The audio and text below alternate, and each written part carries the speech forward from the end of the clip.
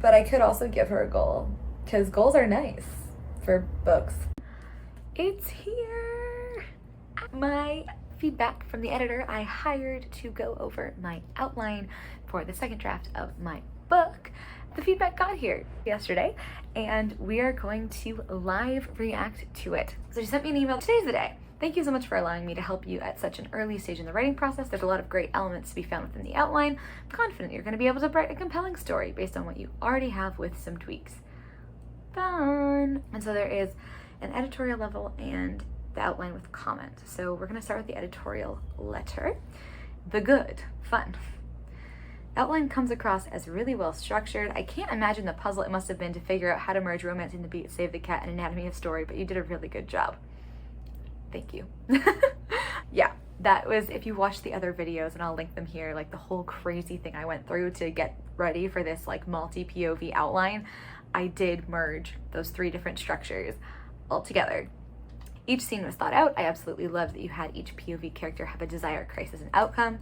There is going to be a video where you can see the outline in detail and also a Substack article, which might be more your speed for this. The planning allows the story to have forward momentum. I have no issue with any of your scenes. From your outline, you were a bit worried about the strength of the story and believability, but I believed every single page. Hey, yes, that's what happens when you're not writing a contemporary heist and it's a romance. It's a lot easier believability than my last book. I was able to tap into high school drama and gossip and love while mixing it all together. You absolutely nailed the YA Love Actually vibe. Yes. What to consider for revision? Sometimes you get feedback back, and a couple times I've like full on cried about it. I think this is the outline, so I'm less emotionally attached, but we shall see. So the first one is handling the multiple POVs. I was very impressed with your courage to tackle such a wide range of POVs. There's 5. It can be a difficult thing to balance, so that's why it's one of my biggest concerns regarding the Nutcracker effect. Yes. In the author questionnaire, the synopsis mainly featured Charlotte, so going into the outline, I assumed she was going to be the main character, but when you look at the tally of scenes, she doesn't have the most scenes. Sophie has 12, Lewis has 14, Julian has 10, Mia has 13, and Charlotte has 12. For gauging who the main character is by the amount of scenes they have, that title goes to Lewis, not Charlotte. This is interesting. So Charlotte, in my mind, is the main character because she is the glue that holds everybody together. Everybody is connected to Charlotte, which is why I said she is the main character. She's the easiest one to pitch it. Like, it's everybody's story, but it is her story. Interesting, though, that she has... Lewis having 14 scenes is odd. Like, you say he's the main character, I'm like, no, he's definitely not. So... Julian only having 10, though, I'm sure she's going to talk about that. That is like 12 and 14, okay, but like 10 and 14, like that's a pretty big difference. So let's go down here. With Charlotte not kicking off the story, it does feel like Sophie is the main character since she gets the first scene. And by the end, it does feel like Lewis and Mia are the stars of the show. Interesting. I anticipated I will get pushback on who opens the story because arguably it should be Charlotte. But I have thought about it a lot and decided that she should be the last POV you see because getting to her is you're building up. That's at least what I want it to be. I want to build up to her. I've thought about how to start with her, but like every scene mentions her, so it's almost like we're waiting for the main character. Like, you know how in a show it's like the lead character who does their bows last? That's kind of how I am thinking of it. We're building up to meeting Charlotte, but I also know that like readers imprint on the first character and blah blah blah. I could think about ways to start it with her. I'm starting it with the least likable character. And yeah, by the end it does feel like Lewis and Mia are the stars of the show. That's because they have something in common. I think I know why that is. Okay. If we follow Cron's thoughts and you'd like Charlotte to be the main character, then some restructuring of whose scene or chapter comes first may need to be done. And the other POV characters around her support her narrative and her goals, all maintaining their own. And in a way, we're almost at that point in the outline. Okay, one suggestion would be to strengthen Charlotte's connection with the other characters. And I'm fully aware that this just might not be coming through in the outline. Yeah, that's fair. Lewis does a good job of being the one character that is only really in the story because Charlotte needed someone to fill a role. And then his story is fleshed out by the fact that being in the play gets him closer to Veronique, who's his love interest. It might be interesting to connect Sophie and Charlotte more. That is supposed to be like a kind of key part of the story, so I'm curious what comments she's left on those scenes, particularly that were between them, because there might only be one between them.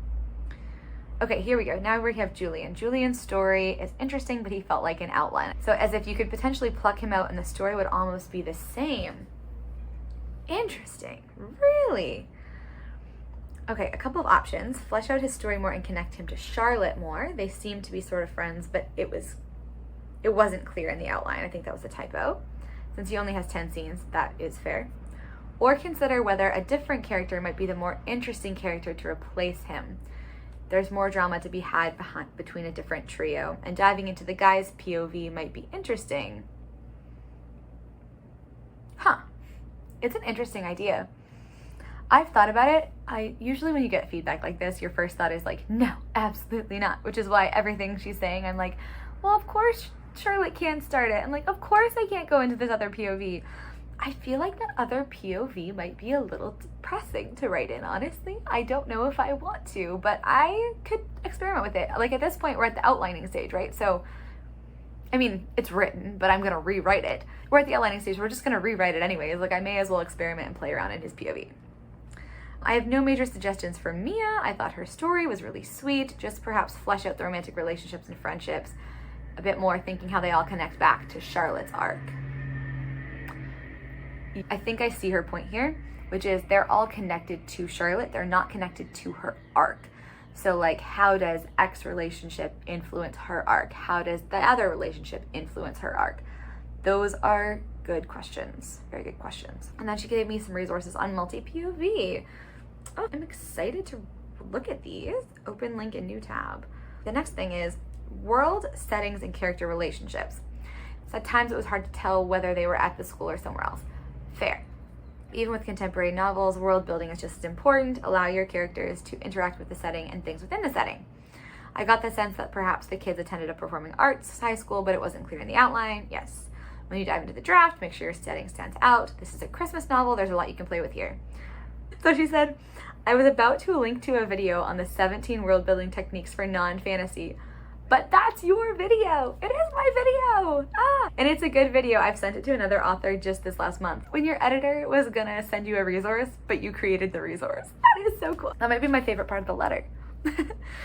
I'll link the video above too. Because of the compressed timeline within the narrative, there's not a lot of time to develop these relationships. But as a writer, it might be hard to get everything you need to do with each couple and each character's arc in just 1 week. I could possibly add a day. I've thought about adding a day.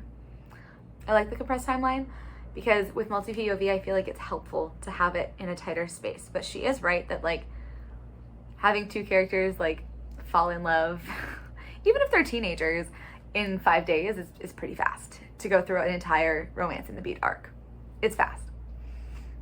Okay, to wrap up, you're on the right track with this outline. It has strong bones and you do a really great job of considering the scenes as mini plots within the greater story. Yes, like I said earlier, that's going to provide readers with good pacing and keep the forward momentum for them. Okay, so now we're gonna go into the manuscript. The name of the school is the Frostwood Academy for the Performing Arts, and the town is in Frostwood. And she says she's obsessed with the name I've chosen for the school, very fitting for the Christmas vibes. Thank you, thank you. The next comment is a question, which is super interesting. Suspended or expelled? Yeah, those things are different. Oh yeah, we have suspensions or expulsions. I think it was actually, I don't know which one you would call it, but I should be consistent with it.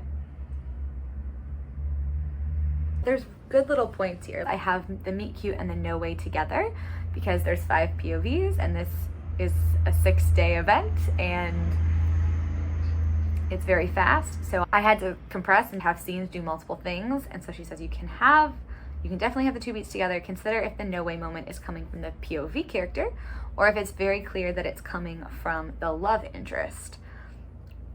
That's interesting. That's a good thing to think about. Keeping going.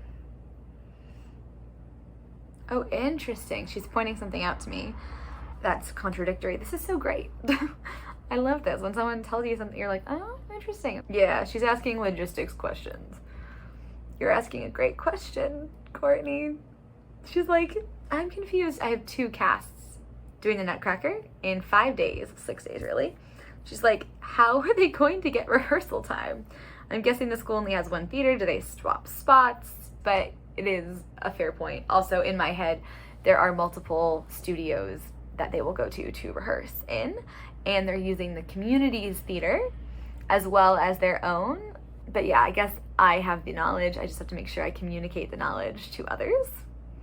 This scene has a flashback, and she's like, I'm sure you know this, but like, be sure it doesn't carry on too long.